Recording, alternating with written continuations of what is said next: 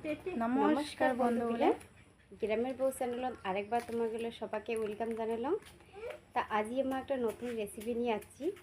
তার রেসিপিটি দেখি থাকো, ভিডিওটা কাউ স্কিপ না করিয়ে শেষ পর্যন্ত দেখি থাকো। এটি আছে ময়দা, এলা নিয়ে নিম অল্প লবণ,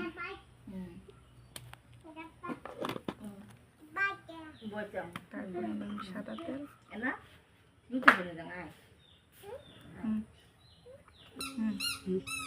এগুলো একসাথে মিক্স করা লাগবে। ভালো করে মিক্স করে নেওয়া হলে জল দিয়ে মাখিয়ে নিন। ময়াম করা হয়ে গেছে।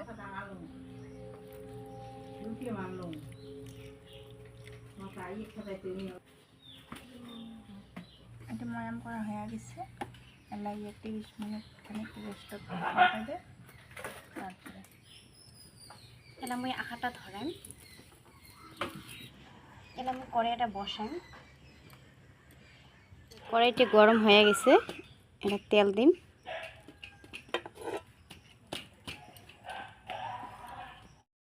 এটা পাঁচফোড়ন দিন, এটা পিঁয়াজগুলো দিয়ে দিন।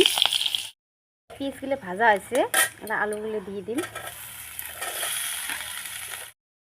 এই যে আমার সিংড়ার লাবড়াটা রেডি হয়ে গেছে। সিংড়াটা আমরা রেডি করে লাগছো। এরা মুই 2 ভাগ করে নিম। হ্যাঁ, অল্প জল দেওয়া হবে, লাগাইয়া বন্ধ করে এবার লাবড়াটা দিয়ে দিন।